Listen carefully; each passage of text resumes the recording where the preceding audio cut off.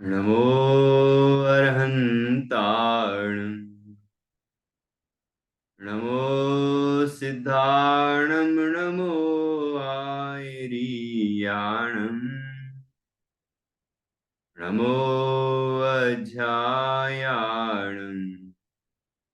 नमो लोये सव्यसाहुणम्।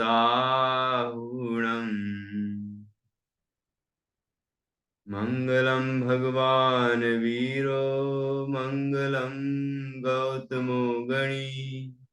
मङ्गलं कुन्द कुन्दाद्यो जैन धर्मोऽस्तु मङ्गलम्। सर्वमङ्गलमाङ्गल्यं सर्वकल्याणकारकं प्रधानं सर्वधर्माणां जैनं जयतु शासनम्। जैनं जयतु शासनम्। इंद्रसदवन्द्याणं त्रिभुवनहितमधुरविसदवकाणम् अन्तातीतगुणाणं नमो जिणाणं जिदभवाणम्। अभिवन्द्यों शिरसा पुनर्भवकारिणं महावीरम्। ते सिम्पयत्यभङ्गं मग्गं मोक्षस्य वोच्छामि।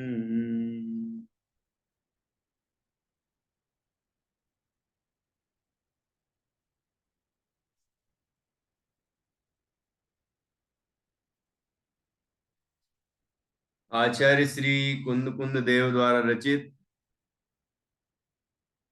यह पंचास्तिकाय संग्रह परमागम है।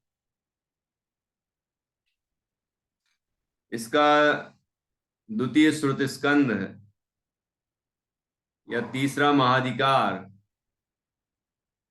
चल रहा है, जिसमें मोक्ष मार्ग का निरूपण किया गया है। मोक्ष मार्ग सम्यक दर्शन, सम्यक ज्ञान और सम्यक चारित्र की एकता का नाम है, और उसका निरूपण निश्चय और व्यवहार दो दृष्टियों से किया गया है। चौथे गुणस्थान से 12वें गुणस्थान तक मार्ग कहा गया है, मोक्ष मार्ग कहा गया है, और उसके बाद मार्ग का फल है अरहंत अवस्था, फिर सिद्ध अवस्था। साधक दशा में आत्माश्रित शुद्ध भाव के साथ साथ भूमिका के अनुसार अशुद्ध भाव भी होते हैं। चौथे में तो अशुभ भी होते हैं, पांचवें में भी होते हैं थोड़े, लेकिन शुभ बढ़ता हुआ शुभोपयोग है। चौथे से ज्यादा पांचवें में, पांचवें से ज्यादा छठवें में शुभोपयोग बढ़ रहा है।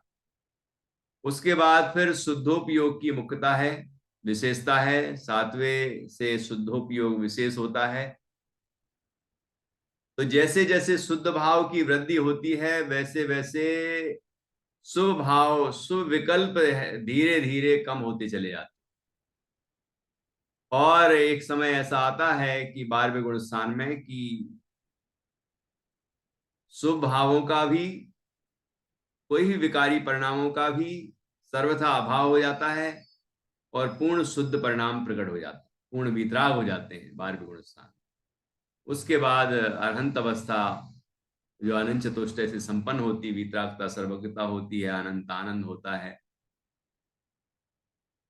भगवान सर्वज्ञ लोकालोक को जानते हैं, इसलिए उनको अनंत आनंद नहीं आता। भगवान सर्वज्ञ अपने आत्मा में लीन रहते हैं, इसलिए उनको अनंत आनंद आता है। और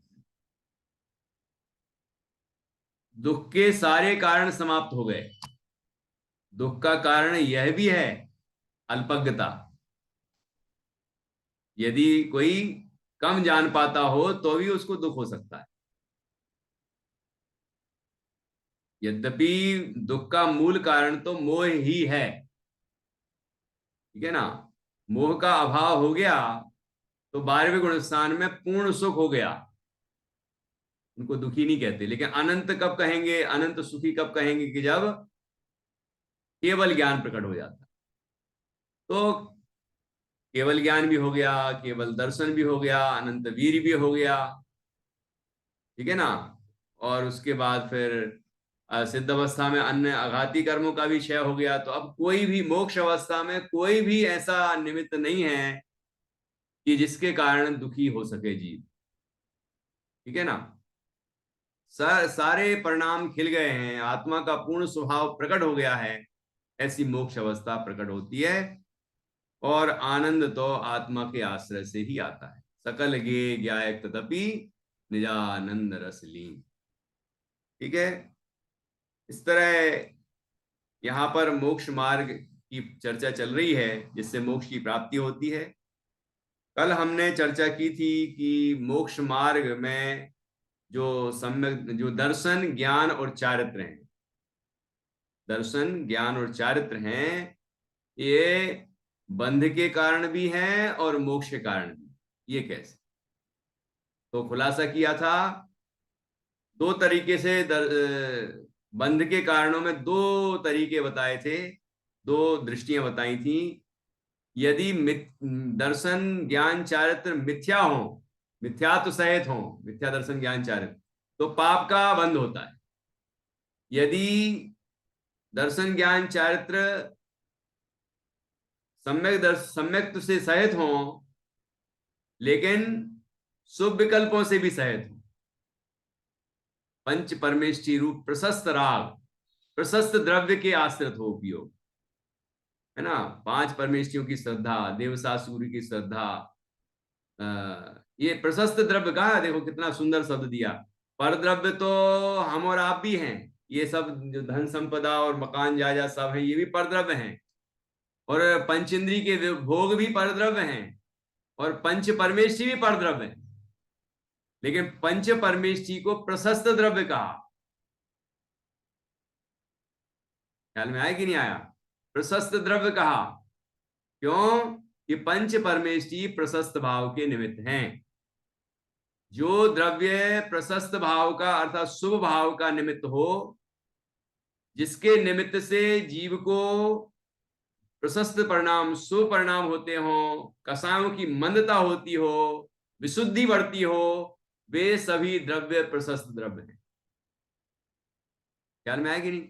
तो आचार्य ने परद्रव्य कहने की बजाय प्रशस्त द्रव्य कहा।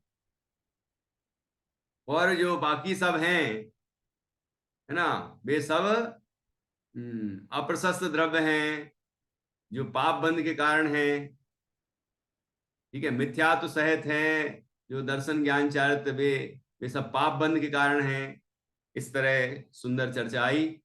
और प्रशस्त और अप्रशस्त दोनों तरह के ना हो, दोनों तरह का राग ना हो, तो किसी भी परद्रव्य का आश्रय ना हो, केवल एक शुद्धात्म तत्व का आश्रय हो और शुद्ध भाव हो, तो वही निश्चय मोक्ष मार्ग है। वो दर्शन ज्ञान चारित्र सम्यक दर्शन ज्ञान चारित्र हैं, और वे भी अभेद रत्नत्रय रूप हैं। वे शुद्ध भाव वीतराग भाव रूप हैं, और वे संवर पूर्वक निर्जरा के कारण होने से मोक्ष के ही कारण हैं। ये चर्चा कल की गई थी, ठीक है। अब हम आगे बढ़ रहे हैं। यहां पर सूक्ष्म पर समय का स्वरूप कथन किया गया है। सूक्ष्म रूप से पर समय कौन है? ऐसे सामान्य रूप से हम पर समय किसे समझते हैं? इसे कहा गया है, पहले भी आया है। पर समय कौन? जो समय सारणी में आया, जो पुद्गल पुद्गल कर्म के प्रदेशों में स्थित है, वो पर समय है ना। पुद्गल कर्म के प्रदेश का तात्पर्य क्या कहा? कि उनमें स्थित होने का तात्पर्य कि पुद्गल कर्म के प्रदेशों को ही अपना स्वरूप मानता है, उनसे अपने को बंधा मानता है, उनके उदयादि से अपने को दुखी सुखी मानता है ना, उनका कर्ता भोक्ता मानता है, अर्थात मिथ्या दृष्टि, वो पर समय। पज्जय मूढ़ा ही पर समया, ये प्रवचन सारथी में आया, पर्याय मूढ़ है वो पर समय है, पर्याय दृष्टि वाला पर समय है, अर्थात पर्याय में ही जो आत्मपना मानता है वो पर समय है। जो ये असमान जाति द्रव्य पर्याय में आत्म स्वरूप मानता है कि मैं मनुष्य हूं, मैं दुखी हूं, सुखी हूं, मैं राजा हूं, मैं रंक हूं इत्यादि, और ये 8 कर्मों से सहित हूं, बना हुआ हूं, मैं रागी द्वेषी विकारी परिणाम वाला हूं, ठीक है ना, और क्षण क्षण उत्पन्न विनष्ट होने वाली पर्याय रूप मैं हूं इत्यादि रूप से जो मानता है वह पर समय है। तो यहां जो परिभाषाएं हैं वो पर समय की मिथ्या दृष्टि की मुख्यता से, ठीक है। अब यहां सूक्ष्म पर समय में क्या बताया होगा, क्योंकि ये मिथ्या दृष्टि की बात तो नहीं है ना, ये तो मोक्ष मार्गियों की बात है। लेकिन मोक्ष मार्गी के भी पर समय पना किस दृष्टि से कहा जा सकता है, वो बात यहां पर बताई गई है। ध्यान से सुनना, यहां सूक्ष्म पर समय किसको कहा है। 165 नंबर की गाथा है।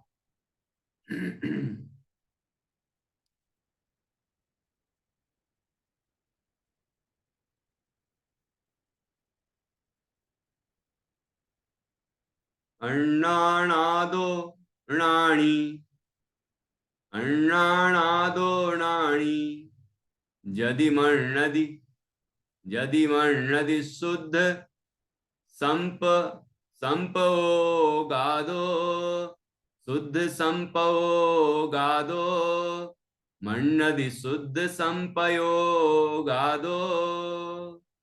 हवदित्ति दुख मोक्षम, हवदित्ति दुख मोक्षम, पर समय रदो हवदि जीवो, पर समय रदो हवदि जीवो, अण्णाणादोणाणि, यदि मण्णदि शुद्ध संपो अवदित्ति दुख मोक्षम, पर समय रदो हवदि जीवो। अण्णाणादो, अण्णाण, अण्णाण अर्थात अज्ञान, अण्णाणादो अर्थात अज्ञान से, अज्ञान से णाणी, णाणी अर्थात ज्ञानी, ठीक है। यदि, यदि अर्थात यदि, यदि अज्ञान से ज्ञानी या मन्नदी मानता है, कौन, शुद्ध संपयोगादो, शुद्ध संप्रयोग से, शुद्ध संप्रयोग किसे कहा जाता है, शुद्ध संप्रयोग कहते हैं जो स्वभाव से युक्त भक्ति है, शुभ भक्ति भाव से, मतलब प्रशस्त राग, शुभ राग, उसको कहते हैं शुद्ध संप्रयोग। संप्रयोग शब्द भी लगाया, अकेला शुद्ध नहीं देखना, ठीक है ना। शुद्ध संप्रयोग कहते हैं शुभ भाव को, शुभ भक्ति भाव को। तो जो शुभ भक्ति भाव में लगा हुआ है, पंच परमेष्ठी की आराधना करता है, जिनवाणी का स्वाध्याय करता है, तीर्थ वंदना करता है, गुरुओं की संगति करता है, और देव पूजा, गुरुपासी, स्वाध्याय, संयम, तप, दान, है ना, ये सारी कार्य करता है, ये सब शुद्ध संप्रयोग हुए, शुभ भाव। लेकिन उन शुद्ध संप्रयोग से अपने आप को यदि ज्ञानी मानता है, ख्याल में आए क्या कह रहे हैं, यदि, यदि शुद्ध संप्रयोग पाओगे, शुद्ध संप्रयोग से अर्थात शुभ भक्ति भाव से, अण्णादो, अण्णाणादो अज्ञान से राणी मन्नदी ज्ञानी मानता है, अपने आप को यदि ज्ञानी मानता है, शुभ भावों के कारण ज्ञानी मानता है, शुभ भक्ति से, भक्ति के कारण अपने को ज्ञानी मानता है, तो क्या माना उसने, ज्ञानी किससे, किस दृष्टि से अपने को माना, कि मैं कितना स्वभाव कर रहा हूं, मेरे अंदर कितने पुण्य परिणाम हो रहे हैं, इससे मैं ज्ञानी हूं। ख्याल में आया क्या क्या मानता है, शुभ भाव से ज्ञानी कैसे हो गया, शुभ भाव से भी भिन्न अपने शुद्ध चैतन्य तत्व को आप रूप जाने माने, उसमें लीन हो तो वो ज्ञानी है, आत्मा को जाने पहचाने, शुद्ध भाव से युक्त हो, वो ज्ञानी है। लेकिन ये जीव तो देखो, ज्ञानी भी स्वभाव से युक्त होते हैं, लेकिन स्वभाव में वो आत्मबुद्धि नहीं करते, स्वभाव से अपने को ज्ञानी नहीं मानते, ठीक है ना। आत्मानुभव से वो ज्ञानी मानते हैं, यथार्थ श्रद्धान ज्ञान से अपने को ज्ञानी मानते हैं। स्वभावों से, स्वभक्ति से अपने को ज्ञानी नहीं मानते, ज्ञानी जो होते हैं। तो ये पर समय कौन, कि शुद्ध संप्रयोग से यदि ज्ञानी अज्ञान से अपने को नहीं, शुद्ध संप्रयोग से यदि अज्ञान से व्यक्ति अपने को ज्ञानी माने, तो मन्नदी तो अवदित्ति दुख मोखो पर समय रदो हवदि जीवो, कि उसे क्या होता है, वह पर समय है, पर समय रदो हवदि जीवो, वह जीव पर समय रत है। कैसा है वो, पर समय रत है, मतलब पर समय से युक्त है वो। और हवदि ती दुख मुखम, और क्या मानता है कि हवदिति होता है, इति क्या, दुख मोखम, दुख से मुक्ति होती है। किससे होती दुख से मुक्ति, स्वभावों से, भक्ति से, है ना। शुभ भक्ति भाव से जो अपने को ज्ञानी मानता है, और जो ये मानता है कि दुख से मुक्ति होती है शुभ भावों से, जीव संसार सागर से पार हो जाता है, मोक्ष हो जाता है, ऐसा मानता है, तो वह जीव पर समय है। ख्याल में आया कि पर समय कौन है यहां, देखो, अन्वयार्थ, शुद्ध संप्रयोग से सुभक्ति भाव से दुख मोक्ष होता है, ऐसा यदि अज्ञान के कारण ज्ञानी माने, तो वह पर समयरत जीव है। अरहंत आदि के प्रति भक्ति अनुराग वाली मंद शुद्धि से भी क्रमशः मोक्ष होता है। इस प्रकार यदि अज्ञान के कारण, शुद्धात्म संवेदन के अभाव के कारण, रागांश के कारण ज्ञानी को भी मंद पुरुषार्थ वाला झुकाव वर्ते, तो तब तक वह भी सूक्ष्म पर समय में रत है। क्या कहना चाह रहे हैं यहाँ पर, देखो, एक तरफ तो ये बात आ रही है जो कि पर समय पहले से कहा गया है, पर समय वो अज्ञानी है, मिथ्या दृष्टि है, ठीक है ना। तो वो पर समय की झलक भी मिल रही है यहाँ पर, कि शुभ भावों से दुख से मुक्ति मानता है, मोक्ष मानता है, शुभ भाव करते करते एक दिन मोक्ष हो जाता है ना। तो ऐसा जो जो मानता है, ठीक है, अज्ञान के कारण ऐसा जो मानता है, वह पर समय रत है, वो पर समय है। तो यहाँ कह रहे हैं, और यहाँ कह रहे हैं कि अज्ञान के कारण ज्ञानी माने, ऐसा यदि अज्ञान के कारण ज्ञानी माने, तो वह पर समय रत जीव है, ज्ञानी भी कह रहे हैं। तो यहाँ पर जब अज्ञानी के प्रसंग में ज्ञानी कहा जाए, तो समझना है कि वो ज्ञान से सहित है, इसीलिए ज्ञानी कह रहे हैं। प्रत्येक जीव ज्ञानी है इस अपेक्षा, तो जो ज्ञान से संपन्न है वो ज्ञानी, अर्थात ज्ञान गुण है जिसके अंदर, वो ज्ञानी। लेकिन वो ज्ञानी शब्द का प्रयोग जो होता है वो अलग है, कि जिसने आत्मज्ञान प्राप्त कर लिया है वो ज्ञानी, सम्यक ज्ञान प्राप्त कर लिया है वो ज्ञानी। तो जब सम्यक ज्ञानी का प्रसंग चले तो ज्ञानी का अर्थ यही किया जाता है।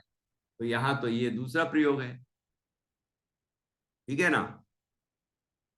अरहंत आदि के प्रति भक्ति अनुराग वाली मंद शुद्धि से भी क्रमशः मोक्ष होता है। इस प्रकार यदि अज्ञान के कारण, शुद्धात्म संवेदन के अभाव के कारण, रागांश के कारण ज्ञानी को भी मंद पुरुषार्थ वाला झुकाव वर्ते, तो तब तक वह भी सूक्ष्म पर समय रत है। अब यहां पर क्या झलक मिल रही है, यहां भी अज्ञान के कारण कह रहे हैं, अरहंत आदि के प्रति अरहंत सिद्ध आचार्य उपाध्याय साधु जिनवाणी जिन धर्म आदि, है ना, अरहंत आदि के प्रति भक्ति अनुराग वाली, उनके प्रति अनुराग है, उनके प्रति भक्ति है, गुणगान हो रहा है, ऐसी मंद शुद्धि मतलब मंद कसाय शुभ परिणाम, शुभ भाव, प्रशस्त भाव से भी क्रमशः मोक्ष होता है, क्रम क्रम से उससे मोक्ष हो जाएगा। इस प्रकार यदि अज्ञान के कारण ज्ञानी को भी झुकाव बरते, ज्ञानी को भी झुकाव बरते, ज्ञान के कारण, है ना, अज्ञान के कारण का ब्रैकेट में लिखा शुद्धात्म संवेदन के अभाव के कारण, ठीक है, रागांश के कारण ज्ञानी को भी मंद पुरुषार्थ वाला झुकाव बरते, तो तब तक वह भी सूक्ष्म पर समय में रत है, ठीक है। तो मिथ्या दृष्टि की अपेक्षा तो वो तो पर समय है ही, लेकिन कोई ज्ञानी यदि प्रशस्त रागरूप प्रणमन करे ना, लेकिन यहां पर लिखा है अज्ञान के कारण, उसको किस तरह का अज्ञान होगा। और शुद्धात्म संवेदन का अभाव है तो ज्ञानी कैसे होगा। तो यही लग रहा है कि वो अज्ञानी ही है ना, ज्ञानी है वो। अब अपन टीका पढ़ेंगे तो और स्पष्ट होगा। एक एक फुटनोट भी पढ़ लेते हैं ये वाला। शास्त्रों में कभी कभी दर्शन ज्ञान चारित्र को भी यदि वे पर समय प्रवृत्ति युक्त हो तो कथनचित बंध का कारण कहा जाता है, और कभी ज्ञानी को वर्तने वाले शुभ भावों को भी कथनचित मोक्ष के परंपरा हेतु कहा जाता है, कोई दिक्कत नहीं, है ना। लेकिन शास्त्रों में आने वाले ऐसे भिन्न भिन्न पद्धति के कथनों को सुलझाते हुए यह सारभूत वास्तविकता ध्यान में रखनी चाहिए कि ज्ञानी को जब शुद्ध रूप मिश्र पर्याय वर्तती है, तब वह मिश्र पर्याय एकांत से संवर निर्जरा मोक्ष के कारणभूत नहीं होती, अथवा एकांत से आश्रय बंध के कारणभूत नहीं होती, परंतु उस मिश्र पर्याय का शुद्ध अंश संवर निर्जरा मोक्ष के कारणभूत होता है और अशुद्ध अंश आश्रय बंध के कारणभूत होता है। देखो कितना स्पष्ट लिखा हुआ है ना। जैसे कि कोई कहे कि शुभ भाव से ज्ञानी को जो शुभ भाव होता है उससे बंध ही होता है, आश्रय बंध ही होता है, संवर होता ही नहीं है। तो ऐसा नहीं, संवर होता है। इस चीज का होता है संवर, उसको संवर होता है पाप का संवर। जब शुभ परिणाम चल रहे, प्रशस्त परिणाम चल रहे, तो पाप का संवर है वो। अब आप कहेंगे कि पाप का संवर कैसे है, तो वहां आघाती कर्म की अपेक्षा समझिए कि आघाती कर्म की पाप प्रकृतियां नहीं बनती, ठीक है, लेकिन घाती कर्म की पाप प्रकृतियां तो बनती हैं, इसलिए पाप का संवर भी सर्वथा नहीं है। मतलब इस अपेक्षा से हम समझेंगे अच्छी तरह से तो बातें समझ में आएंगी। कोई कह दे कि शुभ भाव से संवर होता है ना, उससे शुभ भाव से परंपरा से मोक्ष कहा है, तो मोक्ष भी होता है, ठीक है, और इसको ही महत्व दे, और जो दूसरा उसका दृष्टिकोण है उसको ना समझे, तो क्या कहा जाए। इस जितनी दृष्टि, जिस दृष्टि से कहा गया उस दृष्टि से हमें स्वीकार है, लेकिन वो बात सर्वथा नहीं है। दूसरी दृष्टि भी है कि शुभ भाव से पुण्य का बंध होता है, और जिससे आश्रय और बंध होता है उससे संवर निर्जरा कैसे होगी। संवर निर्जरा तो मोक्ष तो संवर पूर्वक निर्जरा से होता है, और प्रशस्त राग से शुभ राग से पुण्य का बंध होता है, तो जिससे बंध होता है उससे मोक्ष कैसे होगा, ठीक है ना। परंपरा से मोक्ष ज्ञानी के शुभ भावों को कहा गया है, वो अलग दृष्टि है जिसको हम पहले भी समझा चुके हैं, आगे भी समझाएंगे, आएगी चर्चा आगे, है ना। तो यहां पर ये कहा कि एकांत से ऐसा नहीं मानना कि कैसी पर्याय वर्त रही है वहां, मिश्र पर्याय, है ना, मिश्र पर्याय वर्त रही है साधक दशा में। साधक दशा में शुभ भाव भी हो रहा है और शुद्ध भाव भी हो रहा है। जितनी अस्थिरता उतना शुभ भाव हो रहा है, जितनी स्थिरता उतना शुद्ध भाव हो रहा है। तो शुभ भावों को मुख्यता देके क्या कहा जाए कि उससे बंद होता है ना, बंद होता है उससे। और शुद्ध भाव को मुख्यता देके कहा जाएगा तो कहा जाएगा बंधन ही होता है। तो जिस दृष्टि से जो बात कही जाए उसको हमें समझना चाहिए। फिर से यहां देखिए, शास्त्रों में आने वाले ऐसे भिन्न भिन्न कथन पद्धति के कथनों को सुलझाते हुए सारभूत वास्तविकता ध्यान में रखनी चाहिए कि ज्ञानी को जब शुद्धाशुद्ध रूप मिश्र पर्याय वर्तती है तब वह मिश्र पर्याय एकांत से संवर निद्रा मोक्ष के कारणभूत नहीं होती, अथवा एकांत से आश्रव बंध के कारणभूत नहीं होती, परंतु उस मिश्र पर्याय का शुद्ध अंश संवर निद्रा मोक्ष के कारणभूत होता है और अशुद्ध अंश आश्रव बंध के कारणभूत होता है। स्पष्ट है? अब देखिए, अपन आगे पढ़ेंगे।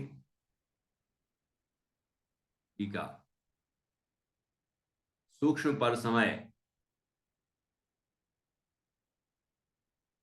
ये संगीता जी।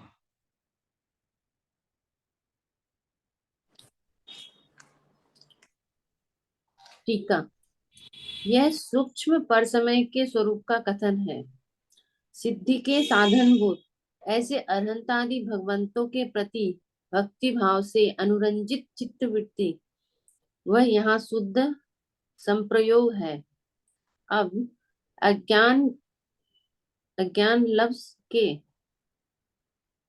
लव के आवेश से यदि ज्ञानवान भी उस शुद्ध संप्रयोग से मोक्ष होता है, ऐसे अभिप्राय द्वारा खेद प्राप्त करता हुआ उसमें शुद्ध संप्रयोग में प्रवर्ते, तो तब तक वह भी राग लव के सदुभाव के कारण पर समयरत कहलाता है। तो फिर निरंकुश राग रूप क्लेश से कलंकित ऐसी अंतरंग वृत्ति वाला इतर जन क्या पर समयरत नहीं कहलाएगा? अवश्य कहलाएगा ही। देखिए क्या कहा, यह सूक्ष्म पर समय के स्वरूप का कथन है। अब यहाँ सूक्ष्म पर समय शब्द का प्रयोग किया, अकेला पर समय नहीं कहा, तो कुछ विशेष बात है ना, उसको अपन कोशिश कर रहे हैं समझने की। सिद्धि के साधनभूत ऐसे अरहंतादि भगवंतों के प्रति भक्ति भाव से अनुरंजित चित्त वृत्ति वह यहाँ शुद्ध संप्रयोग है। शुद्ध संप्रयोग किसको कहा था? अरहंतादि भगवंतों के प्रति भक्ति भाव, ठीक है ना। अरहंतादि भगवंतों के प्रति भक्ति भाव से अनुरंजित चित्त वृत्ति, मतलब जिसके चित्त में भगवंतों के प्रति भक्ति वर्त रही है, उनके गुणों के प्रति महिमा आ रही है, गुणगान कर रहा है ना, ऐसा मन जिसका चल रहा है, चित्त वृत्ति, वो शुद्ध संप्रयोग है। उसकी इस तरह की चित्त वृत्ति वह शुद्ध संप्रयोग है। उसके लिए क्या कहा? सिद्धि के साधनभूत ऐसे, सिद्धि के साधनभूत, सिद्धि के साधन है अरहंत भगवान, अरहंत आदि जो भगवंत हैं वो सिद्धि के साधन। सिद्धि का अर्थ क्या है? मोक्ष। सिद्धि मोक्ष है ना। जीव को सिद्धि किसकी करना? मोक्ष की। तो मोक्ष की सिद्धि जिनके कारण से होती है वे अरहंत आदि भगवंत हैं। जीव को यदि मोक्ष अवस्था कभी होगी तो उसके लिए निमित्त कौन होंगे? अरहंत आदि भगवंत होंगे, ठीक है ना। इसीलिए वो सिद्धि के साधनभूत है। तो सिद्धि के साधनभूत ऐसे अरहंतादि भगवंतों के प्रति, ठीक है, आदि में अरहंत सिद्ध आचार्य उपाध्याय साधु, ये 5 परमेष्ठी हैं। और भी अपन बढ़ा सकते हैं, नवदेव भी कह सकते हैं, जिनवाणी, जिन मंदिर, जिन प्रतिमा, जिन धर्म भी आ गए, तीर्थ आदि सब चीजें आ गई। शुद्ध जो प्रशस्त हैं वो सभी आ गए, प्रशस्त द्रव्य। तो ऐसे अरहंत आदि भगवंतों के प्रति भक्ति भाव से अनुरंजित अर्थात रंगी हुई जो चित्त वृत्ति है, अर्थात भक्ति भाव से संपन्न जो परिणाम है, भक्ति के भाव हैं, ठीक है, जिनके अंदर भक्ति के भाव ही नहीं है उनकी तो चित्त वृत्ति शुद्ध संप्रयोग नहीं कहलाएगी, वो तो अशुभ भाव है। मतलब उनके अंदर शुभ भाव है ही नहीं। मान लो कोई भगवान के सामने नृत्य कर रहा है, प्रतिमा जी के भगवान के सामने नृत्य कर रहा है, लेकिन उसका अभिप्राय ये नहीं कि हम नृत्य खुशी से, प्रसन्नता चित्त से, भक्ति भाव से कर रहा हो, बल्कि ये है कि मैं, लोग देखें हमें कि कैसा नाचता हूं मैं, नाचती हूं मैं, है ना। और वो दिखाने का परिणाम हो तो फिर क्या हो बता, पाप भाव है कि पुण्य भाव है? वो तो पाप भाव हुआ कि आपको नृत्य दिखाने का परिणाम आ रहा है और लोगों को आकर्षित करने का परिणाम आ रहा है। ये परिणाम तो नहीं आ रहा कि हम भगवंतों की भक्ति में उत्साह से नृत्य कर रहे हैं, विवेक पूर्वक नृत्य कर रहे हैं, है ना। तो यहाँ खास बात यह है कि चित्त वृत्ति अनंतादि भगवंतों के प्रति भक्ति भाव से भरी हुई होना चाहिए, तभी वो चित्त वृत्ति, वो मन वो भावनाएं, है ना, वो परिणाम शुद्ध संप्रयोग कहलाएंगे। तो सिद्धि के साधनभूत ऐसे अनंतादि भगवंतों के प्रति भक्ति भाव से अनुरंजित चित्त वृत्ति, वह यहाँ शुद्ध संप्रयोग है। इस यहाँ जो शुद्ध संप्रयोग कहा है उसकी परिभाषा यहाँ बता दी। अब अज्ञान लव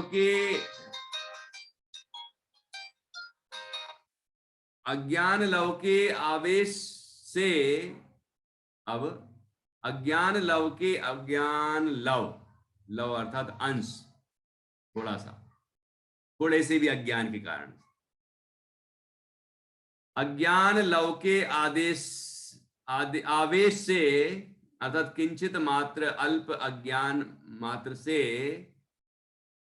के आवेश से, मतलब उसके जोर से, है ना, वो जोर आ रहा हो, अज्ञान का अंश भी है और उसका जोर है, तो क्या हो रहा है, यदि ज्ञानवान भी, अज्ञान लव के आवेश से यदि ज्ञानवान भी, है ना, यहाँ ज्ञानवान, फिर यदि यहाँ अज्ञानी का प्रसंग है, अज्ञान का अर्थ मिथ्या ज्ञान हो तो अलग बात हो जाएगी, लेकिन यहाँ फुटनोट में लिखा है किंचित अज्ञान, अल्प अज्ञान, तो अज्ञान का अर्थ अल्प ज्ञान हो तो अलग बात हो जाएगी, है ना।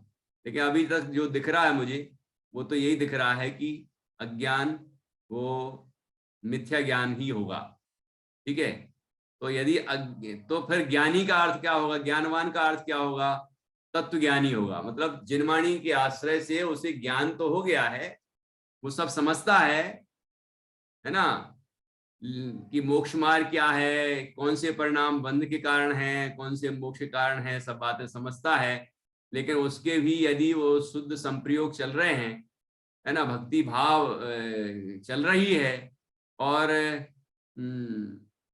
उससे ही वह मोक्ष मानता है क्रमशः, तो वो भी पर समय है, ठीक है ना।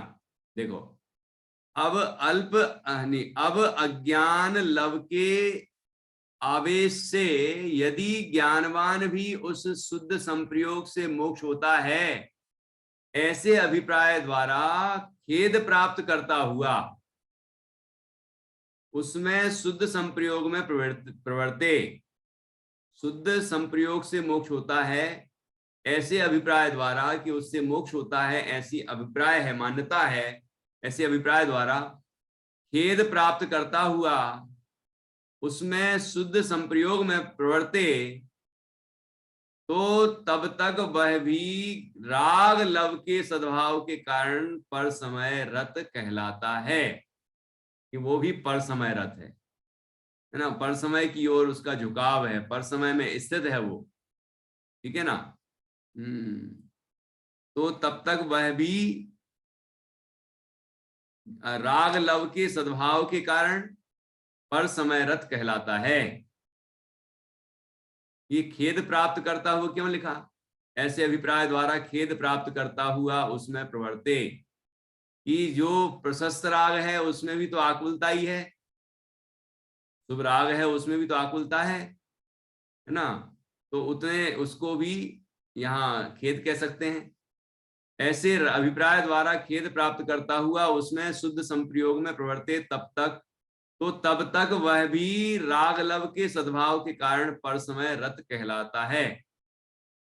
तो फिर निरंकुश राग रूप क्लेश से कलंकित ऐसी अंतरंग वृत्ति द्वारा अंतरंग वृत्ति वाला इतर जन क्या परसमय रत नहीं कहलाएगा, अर्थात अवश्य कहलाएगा। क्या कह रहे हैं, जब ज्ञानवान व्यक्ति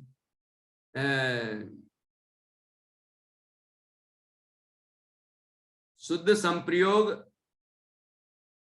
से मोक्ष होता है ऐसे अभिप्राय द्वारा उस शुद्ध संप्रयोग में प्रवर्तन करता है ना, और उसको भी राग के अंश के कारण परसमय रत कहा गया है,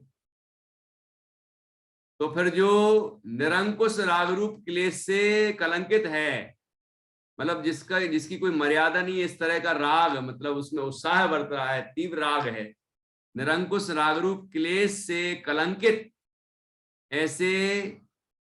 ऐसी अंतरंग वृत्ति वाला इतर जन क्या परसमय रत नहीं कहलाएगा, अर्थात अवश्य कहलाएगा ही।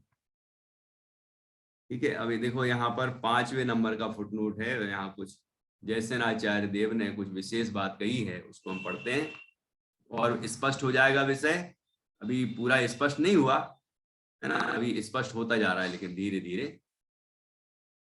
कोई पुरुष निर्विकार शुद्धात्म भावना स्वरूप परमोपेक्षा संयम में स्थित रहना चाहता है, परंतु उसमें स्थित रहने को असक्त वर्तता हुआ काम क्रोधादि अशुभ परिणाम के वंचनार्थ अर्थात संसार स्थिति के छेदनार्थ जब पंच परमेष्टि के प्रति गुण स्तवन आदि भक्ति करता है, तब वह सूक्ष्म पर समय रूप से परिणत वर्तता हुआ सराग सम्यक दृष्टि है। और यदि वह पुरुष शुद्धात्म भावना में समर्थ होने पर भी उसे शुद्धात्म भावना को छोड़कर शुभ उपयोग से ही मोक्ष होता है ऐसा एकांत माने, तो वह स्थूल पर समय रूप परिणाम द्वारा अज्ञानी मिथ्या दृष्टि होता है।